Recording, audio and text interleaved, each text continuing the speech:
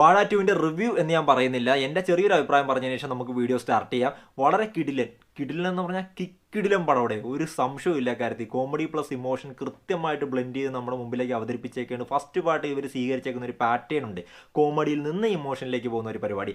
ആ സംഭവം തന്നെയാണ്, ആ പാറ്റേൺ തന്നെയാണ് ഇതിനകത്ത് പിടിച്ചേക്കുന്നത്. പക്ഷേ ഇത് എനിക്ക് ഫസ്റ്റ് പാർട്ടിനേക്കാൾ കൂടുതലായിട്ട് കണക്റ്റായി, വർക്കൗട്ടായി. അത് 100% എനിക്ക് ശരിക്കും വർക്കായത് ഈ സിനിമയാണ്. ഇതിനകത്ത് ബ്രദേഴ്സ് തമ്മിലുള്ള കണക്ഷൻ ആയിക്കോട്ടെ, അച്ഛൻ മകൻ കോംബോ ആയിക്കോട്ടെ, സിസ്റ്റർ ബ്രദർ ആ ഒരു കണക്ഷൻ ആയിക്കോട്ടെ, അതെല്ലാം വളരെ പെർഫെക്റ്റും നൈസും ആയിരുന്നു.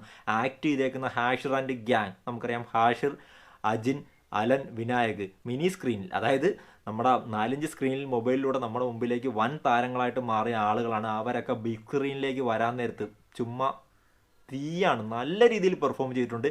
ഇവരെ കൂടാതെ ബിജുക്കുട്ടൻ, വിജയ് ബാബു, നമ്മുടെ സുധീഷ്, ഇവരെല്ലാം നൈസ് പെർഫോമൻസ് ആണ്. കുറഞ്ഞ സ്ക്രീൻ ടൈമിൽ വന്ന് കത്തിച്ചേക്കുന്നത് അൽഫോൺസ് പുത്രനാണ്. പുള്ളി വന്ന സീൻസൊക്കെ നൈസായിരുന്നു. ഇനി ടെക്നിക്കൽ സൈഡ് പറയുകയാണെങ്കിൽ ഈ സിനിമയുടെ ടെക്നിക്കൽ സൈഡും വളരെ മനോഹരമാണ്. എഡിറ്റിങ്, അതുപോലെ തന്നെ എഡിറ്റിംഗ് ഒന്നും അറിയാൻ പാടില്ലാത്തവർ പറയരുതെന്നാണ് ലാലേട്ടൻ പറഞ്ഞേക്കുന്നത്, എങ്കിലും ഞാൻ പറയും. എഡിറ്റിങ്, അതുപോലെ തന്നെ BGM, music, DOP, camera works എല്ലാം നൈസായിരുന്നു. ടോട്ടലി പറയുകയാണെങ്കിൽ ഹാഷിർ ആൻഡ് ടീം അവരുടെ അരങ്ങേറ്റം, ബിഗ് സ്ക്രീനിലേക്കുള്ള ആ ഒരു അരങ്ങേറ്റം, വാഴ ഫസ്റ്റിൽ ഒരു ഗസ്റ്റായിട്ട് വന്നിട്ടുണ്ടായിരുന്നു, ഇതിനകത്ത് ചുമ്മാ തകർത്തിട്ടുണ്ടെന്നല്ല, ചുമ്മാ തീർപ്പിച്ചിട്ടുണ്ട്.